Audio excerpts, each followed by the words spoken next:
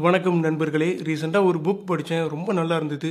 அந்த புக்கில் உள்ள ஸ்டோரியை பற்றி தான் இந்த வீடியோவில் நாம் பார்க்க போகிறோம். எர்னஸ்ட் ஹெமிங்வே அப்படிங்கிற ஒரு எழுத்தாளர், அவருடைய சின்ன வயசில் கடலுக்கு மீன் பிடிக்க போகிறாரு. அப்போது அவர் சந்தித்த நபர்களையும் அவருக்கு கிடைச்ச அனுபவங்களையும் அடிப்படையாக வச்சு எழுதின நாவல் தான் தி ஓல்டு மேன் அண்ட் சி. 1954 இந்த புக்குக்காக இலக்கியத்திற்கான நோபல் பரிசும் கிடைச்சிருக்கு. இந்த புக்கில் உள்ள ஸ்டோரியை பற்றி தான் இந்த வீடியோவில் நாம் பார்க்க போகிறோம். இந்த கதை எங்கே நடக்குதுன்னா, கியூபா ஐலாண்டுடைய தலைநகரான ஹவானாவில் இருக்கிற ஒரு கடற்கரை கிராமத்தில் நடக்குது. எப்படி நம்ம ஊரில் அரபிக்கடல், வங்காள விரிகுடா, இந்திய பெருங்கடலில் மீன் பிடிக்க போவாங்களோ, அதே மாதிரி இந்த பகுதியில் இருக்கிற மக்கள் அட்லாண்டிக் பெருங்கடலில் மீன் பிடிக்க போவாங்க. இந்த ஊரில் இருக்கிற ஒரு சின்ன பையனுடைய பெயர் தான் மனோலின்.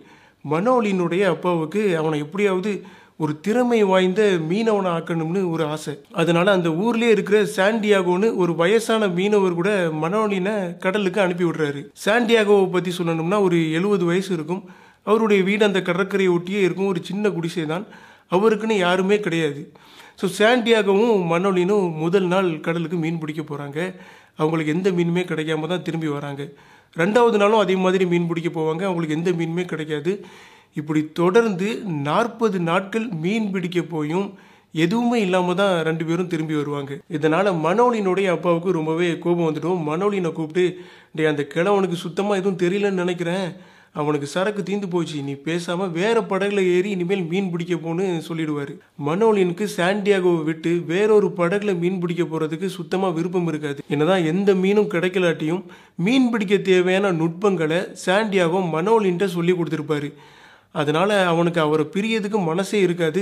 இருந்தாலும் அவனுடைய அப்பா சொன்னதுனால அதை மீற முடியாமல் வேற படகுல ஏறி மீன் பிடிக்க போக ஆரம்பிப்பான். என்னதான் அவன் வேற படகுல போனாலும் சாண்டியாகோவுக்கு உதவியாக அந்த மீன் பிடிக்க தேவையான பொருட்களை அவருடைய படகுல தூக்கி கொண்டு வைக்கிறதுக்கும், சாண்டியாகோ கடல்லேருந்து திரும்ப கரைக்கு வரும்போது மறுபடியும் அந்த படகுல இருக்கிற எல்லா பொருட்களையும் அவருடைய வீட்டுக்கு எடுத்து கொண்டு போகிறதுக்கும் மனோலின் உதவி செஞ்சுட்டு இருப்பான். இதனால சாண்டியாகோவுக்கு மனோலின் மேல ரொம்பவே பிரியம் வரும். அவனை அவருடைய பையன் மாதிரி பார்க்க ஆரம்பிப்பாரு.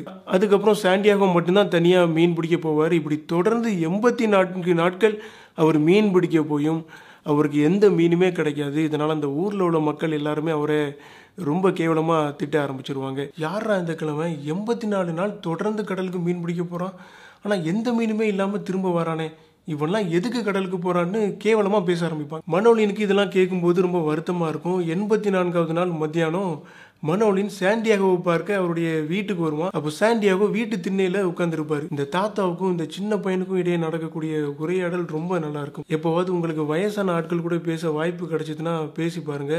ஏன்னா வயசாகும் போது தான் அந்த தனிமையை ரொம்ப உணர ஆரம்பிப்பாங்க. இந்த முதுமையில் தனிமை அப்படிங்கிறது ரொம்ப கொடுமையானது. யாராவது பேச கிடைக்க மாட்டாங்களான்னு அவங்க ஏங்குவாங்க. ஆனால் வெளிப்படையாக அவங்க யாருக்கிட்டையுமே அதெல்லாம் சொல்ல மாட்டாங்க. ஸோ ஏதாவது வயதான ஆட்கள் இருக்கும்போது அவங்கக்கிட்ட நீங்கள் பேசி பாருங்கள்.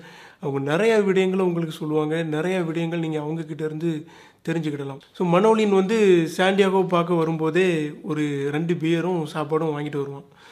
சாண்டியாகோவை பார்த்ததும், என்ன தாத்தா, இன்னைக்கு நம்ம வீட்டில் என்ன சாப்பாடு? சாப்பாடா? சோறும் மீனும் இருக்கு, நீ சாப்பிட்றியா? மனோலினுக்கு நல்லாவே தெரியும் அந்த வீட்டில் எதுவுமே இருக்காதுன்னு. உடனே அவன் கையில் இருந்த பியரையும் சாப்பாடையும் சாண்டியாகோ கிட்ட கொடுக்கும். சாண்டியாகோ அதை பார்த்துட்டு, ஆமாம், உனக்கு இது யார் தந்து விட்டது? அது டெரஸில் இருக்கிற மார்ட்டின் தான் தந்து விட்டார். மார்ட்டின் ரொம்ப நல்லவன்டா, நிறையா வாட்டி நம்மளுக்கு உதவி செஞ்சுருக்கான்ல. எப்போவாது ஒரு பெரிய மீன் கிடைக்கும் போது அதோட வயிற்று பகுதி எடுத்து மார்ட்டினுக்கு நம்ம கொடுக்கணும் அப்படின்னு சாண்டியாகோ சொல்லுவார். அதுக்கப்புறம் சாண்டியாகோ மனோலின்ட்ட சொல்லுவார், நாளைக்கு 85வது நாள், எனக்கு ரொம்ப லக்கி, நாளைக்கு கண்டிப்பாக நான் ஒரு பெரிய மீனோட தான் திரும்பி வருவேன் அப்படின்னு சொல்லுவார்.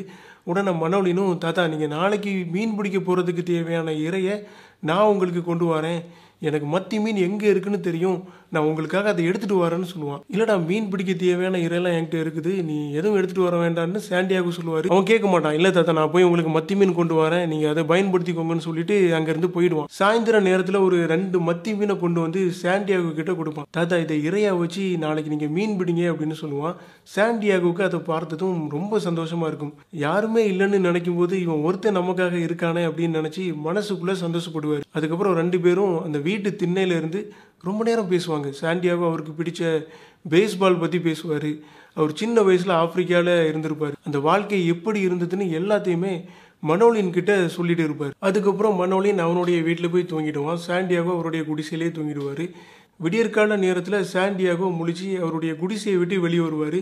அப்போ ஏகப்பட்ட மீனவர்கள் கடலுக்கு போகிறதுக்காக தயாராகிட்டு இருப்பாங்க. மீன் பிடிக்க தேவையான பொருட்கள், பாய்மரம் எல்லாத்தையும் அவங்களுடைய படகுல ஏற்றி வச்சுட்டு இருப்பாங்க. பொதுவாக இந்த மீன் பிடிக்க விடியற்காலையில் ஒரு 4-4:30 மணி போல தான் எல்லாருமே போவாங்க. அந்த நேரம் கடல் தண்ணி வேற ஜில்லுன்னு இருக்கும். அரை தூக்கத்தில் அந்த படகு எடுத்துகிட்டு போகும்போது ரொம்பவே கஷ்டமாக இருக்கும். சாண்டியாகோ மனோலின் வீட்டில் போய் மனோலினை எழுப்புவார். அவருக்கு ரொம்ப கஷ்டமாக இருக்கும். பாவம் சின்ன பையனை தூங்க விடாமல் இப்படி தொந்தரவு பண்ணுறமே நினைப்பாரு.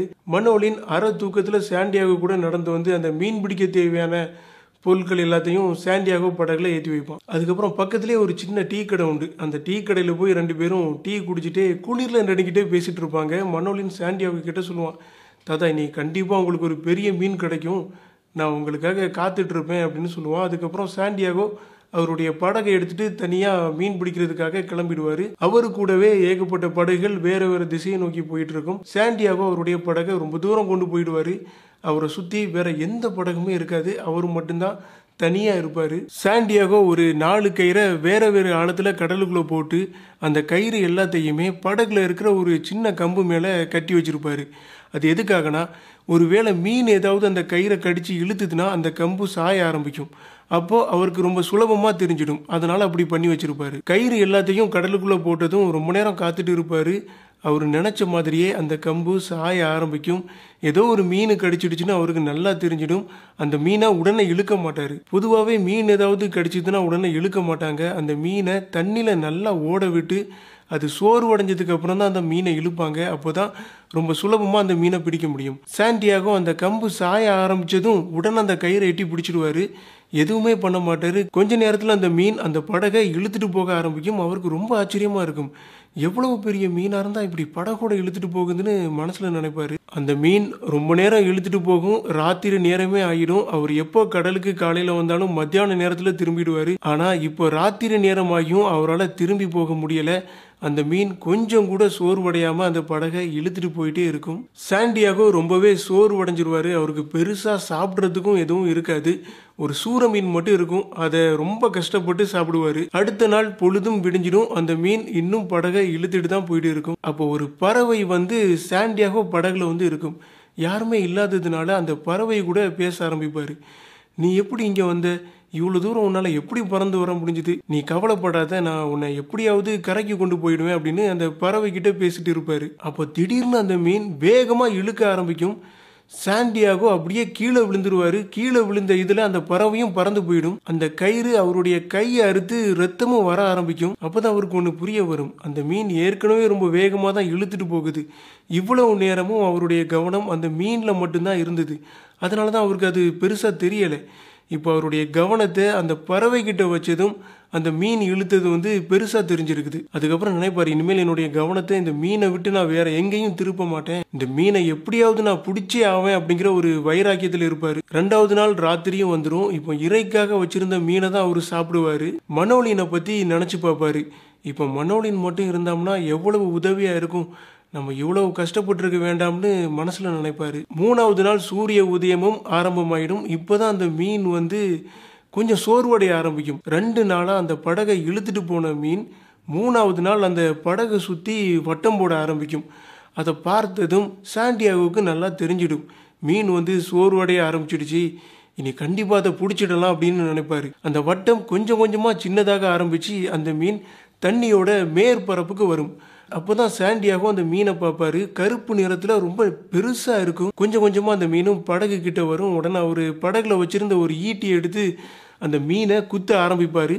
ஏற்கனவே ரொம்ப சோர்வாக இருந்ததுனால அந்த மீனால் பெருசாக போராட முடியாது.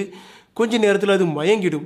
அந்த மீன் மயங்கினதும் மீனோட வாய் உடம்பு எல்லாத்தையும் சேர்த்து படகுல கட்டி வச்சு படகுல கரையை நோக்கி போக ஆரம்பிப்பார். இவ்வளவு நாளும் ரொம்ப பேர் அவரை ரொம்ப கேவலமாக பேசியிருப்பாங்க. அவங்க எல்லாத்துக்குமே இப்போ பதிலடி கொடுக்குற நேரம் வந்துடுச்சு அப்படின்னு நினச்சி ரொம்ப சந்தோஷமாக கரையை நோக்கி போக ஆரம்பிப்பார். அப்போ என்ன ஆகும்னா, அந்த மீனை ஈட்டியை வச்சு குத்துனதுனால அதோட ரத்தம் இல்லாமல் அந்த கடலில் வந்து அப்படி பரவி கிடக்கும். அந்த ரத்தத்தோட வாசனையை வச்சு ஒரு 2 பெரிய சுறா மீன்கள் அந்த மீனை நோக்கி வேகமாக வர ஆரம்பிக்கும். இவர் எதிர்பார்க்காத நேரத்தில் அந்த 2 சுறா மீன்களும் அந்த பெரிய மீனை கடிச்சு குதற ஆரம்பிக்கும். சாண்டியாகோ அவர் கையில் வச்சிருக்கிற ஈட்டி எடுத்து சுறா மீனை குத்துவார். ஆனால் அதுக்குள்ளே அந்த 2 சுறா மீன்களும் அந்த பெரிய மீனோட வயிற்று பகுதி சதை முழுக்க சாப்பிட்ருக்கும். அவருக்கு அதை பார்க்கவே ரொம்ப கஷ்டமாக இருக்கும். இவ்வளவு கஷ்டப்பட்டு பிடிச்சிட்டு வந்தும் இப்படி ஆயிடுச்சேன்னு வருத்தப்படுவார். அந்த சுறா மீனை ஈட்டியை வச்சு குத்தி கொன்னுடுவார். அதுக்கப்புறம் வேகமாக படகுல கரையை நோக்கி வர ஆரம்பிப்பார். ஆனால் அதுக்கப்புறமும் நிறையா சுறா மீன்கள் வந்து அந்த மீனை கடித்து சாப்பிடும். அவரால் எதுவுமே பண்ண முடியாது. ராத்திரி நேரத்தில் அவர் கரையை வந்து சேருவார். அப்படி சேரும்போது அவருடைய படகுல அந்த மீனோட எலும்பு மட்டும்தான் இருக்கும். அவர் ரொம்ப சோர்வாக இருப்பார். அந்த படகை கடற்கரையிலே விட்டுட்டு அவருடைய வீட்டில் போய் தூங்கிடுவார். அடுத்த நாள் காலையில் மனோலின் சாண்டியாகோவை பார்க்க அவருடைய வீட்டுக்கு வருவான். அவருடைய கையிலிருந்து ரத்தம் வந்துட்டே இருக்கும். அவருடைய உடம்பும் ரொம்ப களைப்பாக இருக்கும். அவனுக்கு அவரை பார்த்ததும் அழுகையே வந்துடும். 3 நாள் கழிச்சு இப்போதான் மனோலின் சாண்டியாகோவை பார்க்கிறான். அவருடைய படகை சுற்றி ஆட்கள் எல்லாருமே இருப்பாங்க. ரொம்ப பேர் அந்த மீனை வந்து அளந்துட்டு இருப்பாங்க. 18 அடி நீளம் இருக்கும். இவ்வளவு பெரிய மீனை இந்த ஒரே ஒரு ஆள் எப்படி பிடிச்சிட்டு வந்தாருன்னு எல்லாருமே ஆச்சரியமா பார்ப்பாங்க. சாண்டியாகோ அதுக்கப்புறம் கண்ணை முழிச்சு பார்ப்பாரு. மனோலின் அங்கே இருப்பான். அவன்கிட்ட நடந்த விடயங்கள் எல்லாத்தையுமே சொல்லுவாரு. இவ்வளவு கஷ்டப்பட்டு பிடிச்சும் அந்த மீன் நமக்கு சரியா கிடைக்கலையேன்னு வருத்தப்படுவாரு. மனோலின் சாண்டியாகோ கிட்ட, நீங்க தோக்கல தாத்தா, யாருமே பிடிக்க முடியாத இவ்வளவு பெரிய மீனை நீங்க தனி ஆளா பிடிச்சிட்டு வந்திருக்கீங்க, இது மிகப்பெரிய விஷயம் அப்படின்னு சொல்லுவான். அந்த பகுதியில் உள்ள மக்கள் எல்லாருமே சாண்டியாகோ கிட்ட, உங்களுடைய கெட்ட காலம் எல்லாமே போயிடுச்சு, இனிமேல் உங்களுக்கு நல்ல காலம் தான் அப்படின்னு சொல்லுவாங்க. சாண்டியாகோ அதை பெருசா பொருட்படுத்த மாட்டாரு. அவர் வீட்டுக்கு முன்னே இருந்து அந்த படகுல கட்டி வச்சிருந்த மீனோட எலும்பையே பார்த்துட்டு இருப்பாரு. இந்த புக்ல இருந்து நீங்க தெரிஞ்சுக்க வேண்டிய லைஃப் லெசன்ஸ் என்னன்னா, மற்றவங்க உங்களை பத்தி என்னனாலும் நினைக்கலாம், எப்படினாலும் பேசலாம், ஆனா உங்க மேல இருக்கிற நம்பிக்கையை நீங்க என்னைக்குமே விடக்கூடாது. அதே மாதிரி நீங்க ஹார்ட் ஒர்க் பண்ணி ஒரு விஷயம் பண்ணும்போது நீங்க நினைச்ச அளவுக்கு அந்த ரிசல்ட் கிடைக்கலன்னா அதை நினைச்சு உடஞ்சு போகாம அதை அக்செப்ட் பண்ண பழகிக்கோங்க. மறுபடியும் முயற்சி செய்யுங்க. அடுத்த வீடியோல மறுபடியும் உங்களை சந்திக்கிறேன்.